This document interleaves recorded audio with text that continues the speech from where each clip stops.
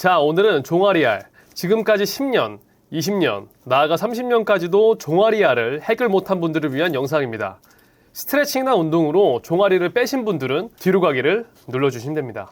자, 여기 운동을 많이 한 사람들의 사진을 볼까요? 특징이 좀 있죠? 이분은 상체가 크고요. 다른 이분은 하체가 큽니다. 이 사진을 보며 제가 얘기하고 싶은 말은 근육을 써야 커지고 안 쓰면 네, 맞습니다. 작아집니다. 근육은 안 쓰면 빠지는 겁니다. 그러면 우리의 종아리도 안 쓸 수 있게 만들어준다면 어떻게 될까요? 네, 종아리알은 빠지는 겁니다. 일주일만 안 써도 순식간에 빠집니다. 어떻게 일주일 만에 빠지는지 확신을 하냐고요? 일주일간 종아리를 안 쓴 사진 한번 보시죠. 확연하게 차이가 나죠? 이미 종아리알은 근육이기에 붓기를 빼거나 근막을 이완시키는 정도 말고는 알 자체를 자연적으로 뺄 수 없다는 걸 이미 알고 있습니다. 그래서 꼭 빼야 한다면 근육을 아예 안 쓰거나 근육을 없애는 수술을 하거나 보톡스를 맞아야 한다고 다들 알고 있으시죠? 네, 그럼 종아리알 어떻게 하면 안 쓸 수 있을까요? 단순합니다. 언제 우리가 종아리알을 가장 많이 쓰는지 알면 되는 것이고 그 상황에서 종아리 근육의 사용을 최소화하면 됩니다. 끝입니다. 네, 정말 이게 끝이에요. 우리가 언제 종아리를 가장 많이 쓸까요? 바로 걸을 때입니다. 즉, 보행 습관의 차이가 종아리 근육의 차이를 만들어주는 것이죠. 종아리알을 빼주고 싶다면 걸을 때 종아리를 안 쓰거나 최소한으로 쓰게끔 만들면 되는 것입니다. 종아리 근육을 쓰고 있으니 빼질 못하는 것이죠. 그래서 오늘 이 영상은 평상시에 종아리를 안 쓰는 방법을 알려드려 다리를 얇게 만들어 드릴 겁니다. 아무리 두꺼운 종아리도 안 쓰면 빠진다는 것을 명심하시고 왜 우리가 걸을 때 종아리 근육을 쓰는지부터 알려드리겠습니다. 종아리 근육을 왜 쓰는지 알아야 바꿀 수 있기 때문이죠. 우리가 종아리를 더 많이 쓰는 이유는 걸음걸이가 문제가 있다는 것인데요. 보통 무릎이 돌아간 것입니다. 좀 더 자세하게 말하면 비골의 각도가 내 체형의 안쪽으로 말린 것입니다. 쉽게 보는 방법은 내 종아리 옆 라인이 특히 튀어나와 있거나 또는 무릎의 방향이 안으로 들어가 있다면 보통 비골이 돌아가 있다고 보시면 됩니다. 비골 각도만 달라져도 어떻게 되냐면요.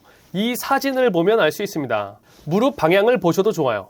무릎이 안쪽으로 돌아갔죠. 그러면서 전체적으로 종아리가 튀어나온 형상을 보이고 있습니다. 여지껏 종아리 알을 못 뺐다면 비골이 안쪽으로 돌아가면서 신체 밸런스가 무너졌고 계속해서 종아리 쪽을 걸으면서 자극하게 되는 것입니다. 무릎부터 밸런스가 달라져 발의 중심이 무너진 것이죠. 무릎과 발, 이 사이에 있는 종아리가 대신 힘이 들어가면서 우리의 몸을 받쳐주게 되는 것입니다. 이러한 문제점을 해결하기 위해 제가 추천드리는 방법은 올바른 걷기입니다. 스트레칭부터 요가, 필라테스, 도수치료 등 다양한 방법이 있지만 올바른 걷기를 추천드리는 이유는 우리가 하기에 가장 쉬우면서도 효과적이기 때문입니다. 다른 방법들은 따로 시간을 내야 하는데요. 이게 하루 이틀이면 가능한데 오래 걸리다 보니 우리의 바쁜 일상 속에서 따로 시간을 내서 한다? 이건 사실상 불가능에 가깝다고 볼 수 있습니다. 하지만 걷기는 우리가 아무리 시간이 없어도 걷기는 하기 때문에 이 걷는 환경에서 우리가 올바르게 걷는다면 결국 이 종아리알을 없앨 수 있는 것이죠. 제가 알려드릴 걷기를 통해 여러분들은 종아리를 안 쓰게 될 것이고 나아가 자세가 바르게 되면서 종아리알도 없애고 힙업도 될 수 있는 방법입니다. 비골이 안으로 들어가게 되면 이를 맞추기 위해 발은 바깥쪽으로 벌어지려고 하는 경향이 있습니다. 그래서 걸음은 안으로 모아주어야 말린 비골은 반대로 바깥으로 벌어지게 되어 있습니다. 걸을 때 무릎을 쫙 펴고 걷는 것이 아니라 살짝 구부린 채로 발을 딛고 걷는 것입니다. 이렇게 되면 종아리 근육을 최소한으로 쓰게 되는데요.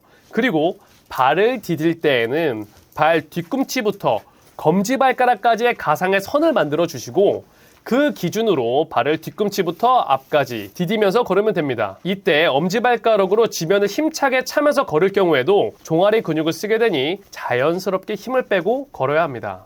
네, 아주 쉽죠? 하지만 아주 효과적인 방법입니다. 이 방법으로 걷는 것이 종아리를 최소한으로 쓰면서 걷는 방법인 겁니다. 이렇게 의식적으로 걸어야 하는 것이죠. 우리는 종아리가 커진 이유가 보행 습관이 잘못됐고 비골이 돌아갔기 때문에 이렇게 의식적으로 걸어야 합니다. 그럼 걸을 때 자연스럽게 종아리 개입이 적어지고 지속적으로 안 쓰게 되기 때문에 종아리알은 줄어들게 돼 있습니다. 이번 영상을 찍은 계기는 유튜브에 이렇게 하면 종아리알 빠진다는 영상들이 정말 많은 것 같습니다. 이렇게 하면 종아리알 다 박살낸다고 하지만 실제 했을 때 알이 빠지는지 여부가 중요한 것이죠. 영상을 보다 보면 종아리알이 왜 생기는지 원리조차 잘못 설명한 경우도 많지만 종아리 근육에 대해 제대로 설명하는 경우에도 그 스트레칭을 했을 때 진짜 빠지는지 여부는 완전히 다른 문제죠.